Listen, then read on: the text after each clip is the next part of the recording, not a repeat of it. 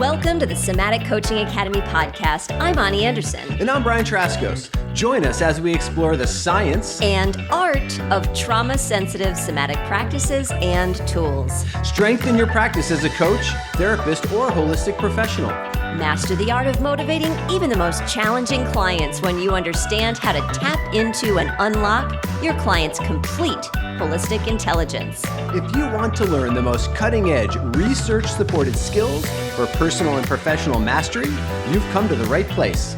Let's get this conversation started. Hi, welcome to the Somatic Coaching Academy podcast. Here we are for episode 132. Ani, how are you? I'm good, Brian. How are you today? I'm doing well. Thanks so much. That's great. That's great. I'm excited for our episode today. I am excited to find out what all of those notes are for. You took a tremendous amount of notes. Because there's a story in there we're going to tell today. Oh, okay. It's going to be story time. I thought it was probably research. Well, it is. I researched the story.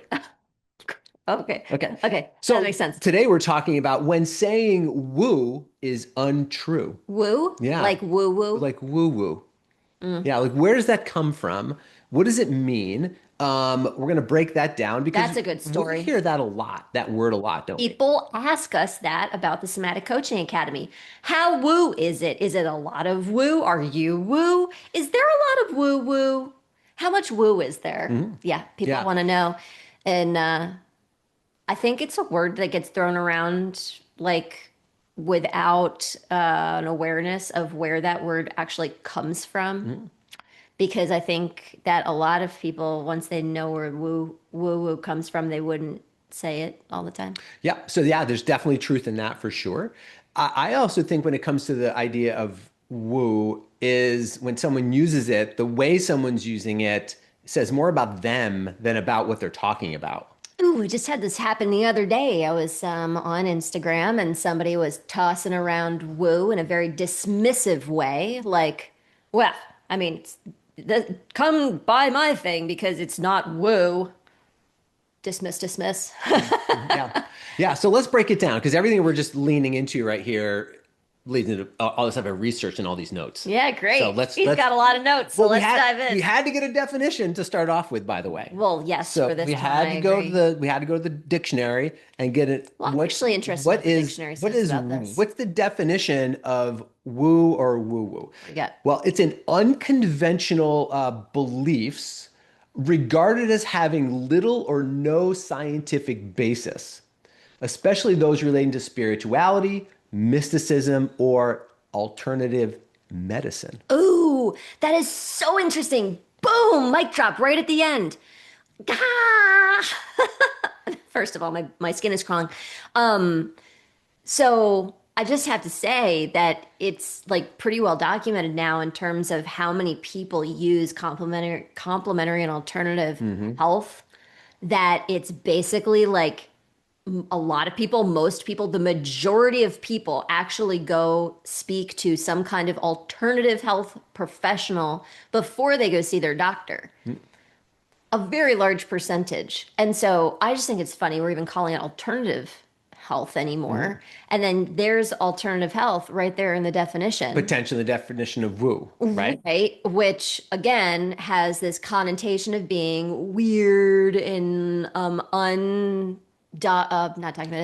not scientifically relevant, here's unexplainable. Here's the synonyms. So I'll kind of help you out with the synonyms, which is what you're kind of going after here. So the synonyms are supernatural, paranormal, occult, esotericism, esoteric. I was going to ask you if you couldn't read your own handwriting there. But quackery. Right? Those are the synonyms for woo, which is kind of interesting because when we hear people say something is woo, there's actually plenty of scientific evidence for it, which tells me that they just don't understand the scientific evidence for it. It's not that it's actually by definition woo. They just don't understand it. And because they don't understand it, they're dismissing it as woo. Right. So I'm not going to take the time and energy to understand these things, but rather I'm just going to say, well, believe me, because this isn't woo. Yeah. So the definition continues to go on to say that it's often used as cultural dismissal as a way as used to marginalize spiritual, indigenous, alternative health practices, including yoga, Reiki, energy work, those sorts of things. Preach. Yeah. So it's often used that way as a way to culturally dismiss ancient, indigenous, religious, sometimes alternative health practices. So that's why I was saying I often think when people use the word or term woo, it says more about them than it does about the thing that they're ascribing it to. Absolutely. When we're talking about an expert, Yeah.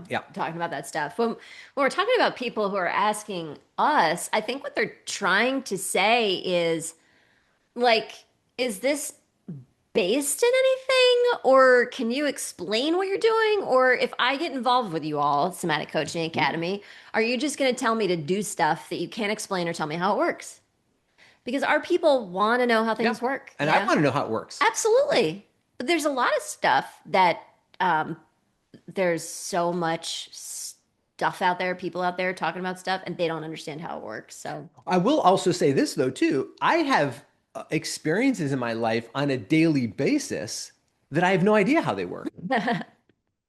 but it But does. but I'm also not going to dismiss that I had that experience, Sure. right? So Absolutely. that comes into this too. So the And other idea is yeah. do we in order to validate an experience that you have, do you have to have it be explained some way scientifically? Well, I'm so glad you're bringing this up, and I don't know if I don't think this is exactly where you want to go on the podcast for the whole podcast, but I just have a big bugaboo with the fact that we have this culture that if you can't explain it, it's not real. Yep. Yeah, so we're That's invalidating super dismissive. experience because Yes. I mean, If the science doesn't say it, then it didn't happen. science is always changing. Science is always Everything. behind too. It It's is. the science, if you look at It's retrospect. exactly, if you look at the history of scientific discovery, the reason why scientists try to prove something is because there is an experience that they or society is having that has not yet been explained. So there's an experience being had, and so then studies are set up to try to explain it. So it's interesting that woo actually always leads to scientific discoveries. Yep. But let's get to that in a minute. What we want to talk about is the origin of that word for a moment. I found as I scrubbed the internet, Well, it's as far as I could, without using AI, by the way, I scrubbed it myself because I didn't want to trust AI to do the scrubbing. Right? it's really good because it'll just make I stuff. didn't know what AI was going to come back with, so I looked at it myself. And so here's what I came up with: two basic ideas for where woo the word or term woo generator from. So one is from the sounds from sci-fi horror movies, like ooh, ooh, ooh, or ghosts. Oh, Like that's maybe funny. that's where it generated from because it's kind of like that stuff can't be explained. So it's like ooh. Okay. That was one. That's funny. That was a definition that was pretty broadly Uh-huh. referenced through multiple sites that I looked at. Uh-huh. Okay, so that's one. Okay. I'm actually just giving this as examples. I'm not saying any of these are accurate or true. I don't Well, I know. think that's I'm funny. just giving examples of what I scrubbed and found. Okay. Now, the other one refers back to in before Common Era, so earlier than 2,000 years ago, in Chinese medicine, there was a position that a person could hold called a Wu, WU, and this person was typically a shaman or a priestess. So they're typically a female, a Wu practitioner. I don't think practitioner is on the second part of this word, but as a Wu, either shaman or Wu priestess, that's what that word stood for.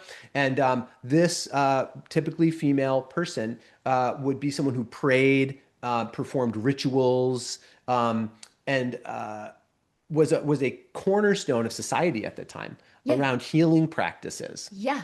So using woo-woo is actually a subtle, unconscious way to put down women. Right. So when the patriarchal systems started to be, come to power, this is a way to marginalize, discredit, and even worse to women in those positions that were Powerful and important. important parts of societies. Yeah. Yeah. Yeah. Yeah. So Yep. that's another thing that I found as I scrubbed the internet. So I found those two kind of ideas. I'm just presenting them out there that this is another potential way that, yeah, patriarchal systems have marginalized the importance of women in um, healing practices or important societal roles. Powerful positions. Yep. So anyway, so that's kind of there as well. Yep. Okay, so is it woo? So when someone says it's woo, is it really woo? In other words, is there really no scientific evidence for it? Is it really paranormal? Is it really supernatural? Is it really pseudoscience?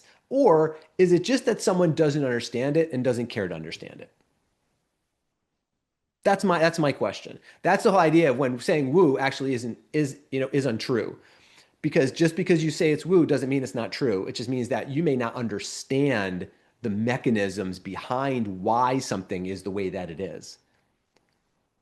So I Preach, I Brian. find me when I can't if I find myself saying, not that I ever really use that term at all, but if I find myself in a way thinking that something isn't valid, I will do whatever I can to extinguish all the possibilities of me understanding why it is or isn't valid before I will actually call it something like supernatural or pseudoscience or something like that. Yeah, but most people don't do that.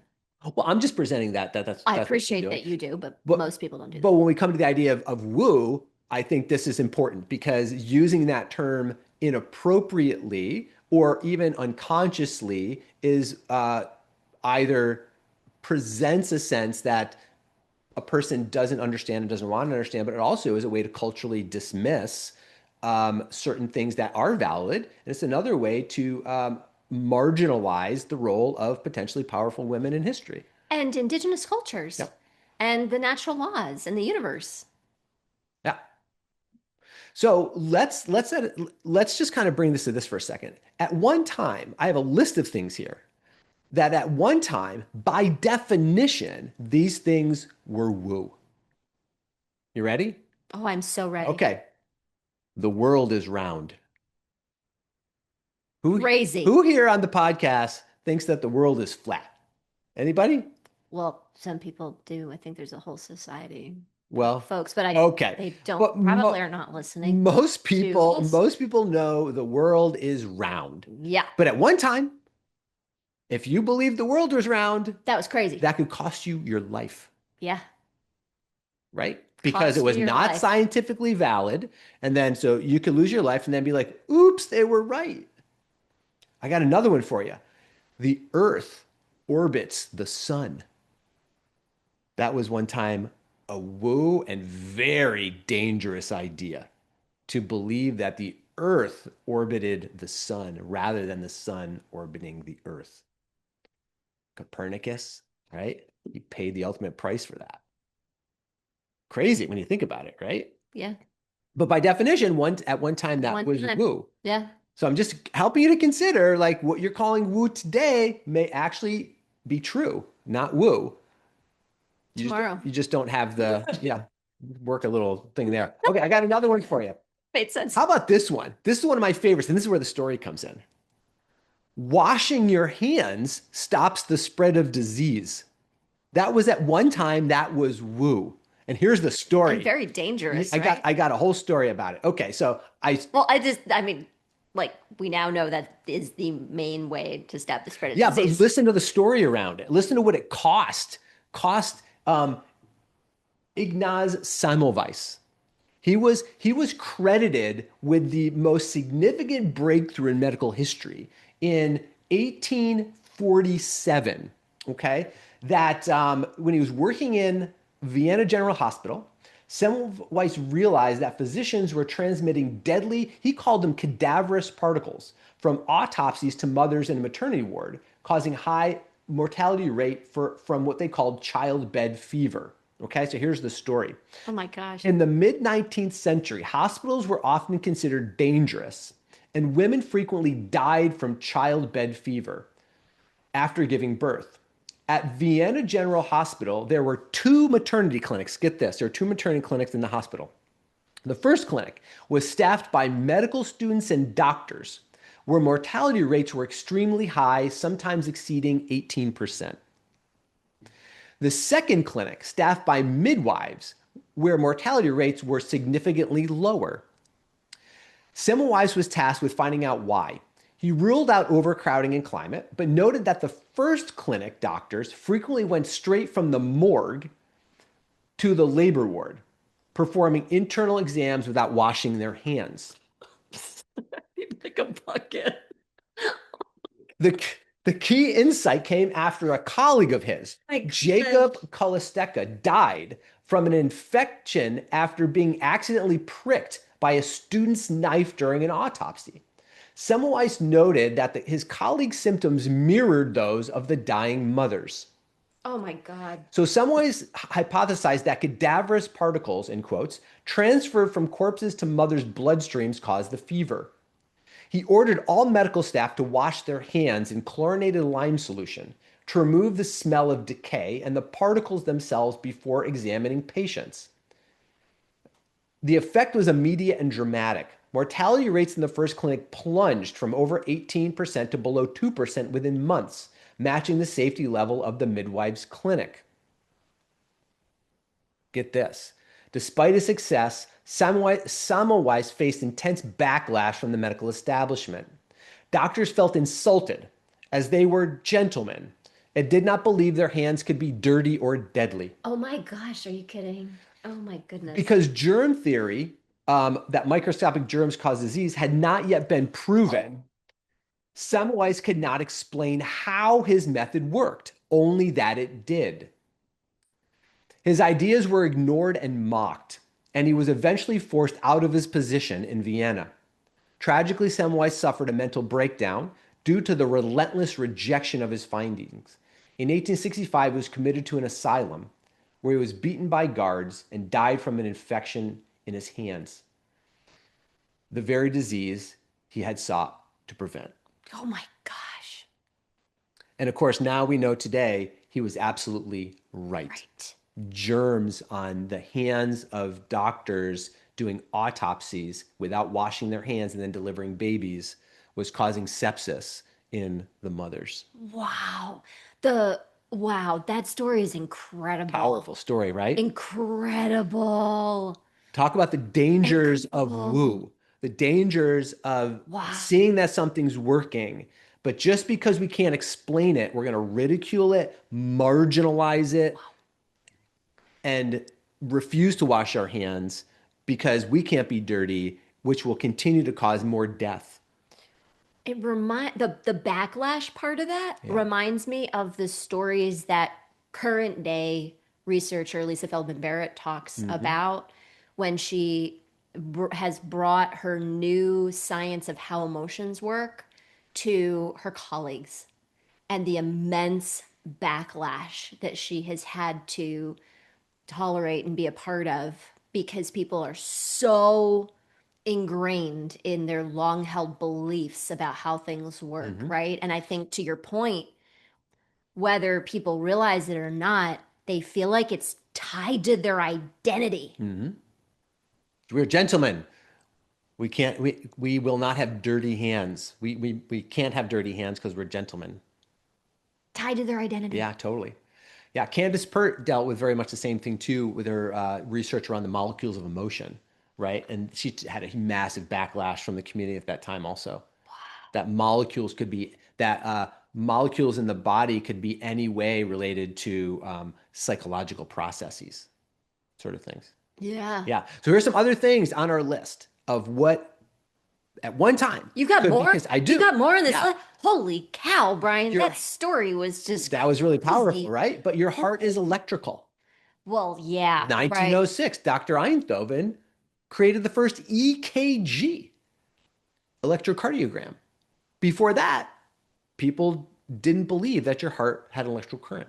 Well, how about the Hartfield stuff? Because Well, that's next. oh, Yeah. well, we lived through that one. Like, I don't know what you're going to say about when that happened, but I remember being in, gosh, was I in my master's degree or was I in massage school when there was this debate with my colleagues around whether or not the heart had a field and heart math was just starting to come online. And people were not happy about that. that research. Right. But it's, you know what? It's there now. Meditation was once woo. And now there's an overwhelming amount of research on the value and benefits of meditation. Yoga, Tai Chi, Qigong were once woo. Now there's plenty of evidence for all of those practices around how beneficial they are for our health. But one time they were marginalized. At one time they were discredited. All those things. And to your point with this last one, Ani, that the body is an energy field. So there is a heart field. There's a magnetic field associated with the heart that exerts its influence outside of the actual physical body itself, right? That's been proven now. It's not woo. That's scientifically proven. I don't know what else to say about it other than that. Part of your point here is that at first something's woo and then we find out it's true, but it takes a long time. And it takes longer before we fight it. Okay. Well, it takes a long time because we're fighting it, and then people start to research it while we're still using the old textbooks. Yeah. Mm-hmm.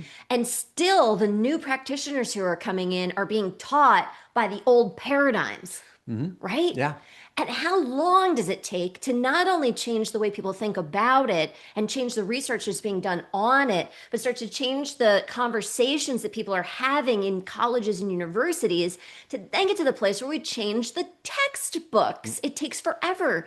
Do you know, I was talking to somebody who was in medical school. This was probably like 2 years ago. And they were talking about how doctors don't learn anything about helping breastfeeding mothers, because the science is not like conclusive or whatever. Like it's not in the textbook yet that breastfeeding is good for the baby. Like we know that kind of, I think the science is kind of caught up with that, but it's not in the textbooks yet. And the doctors aren't being taught that. Right. How long is it going to take for doctors to be taught the new science of emotions, for example, in colleges and universities? And for that to be in the textbooks, it's going to take another 100, 200 years or whatever. It could, yeah. Yeah. So just because you don't understand it doesn't make it mystical. I mean, that's like just a point I want to just get across. Just because you don't understand it doesn't make it mystical. And holding too firmly to what you think you know limits your evolution. Yeah.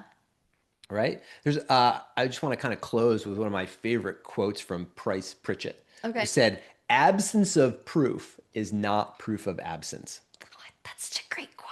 Right? So just like let that one kind of resonate. Yeah, do it again. Absence of proof is not proof of absence.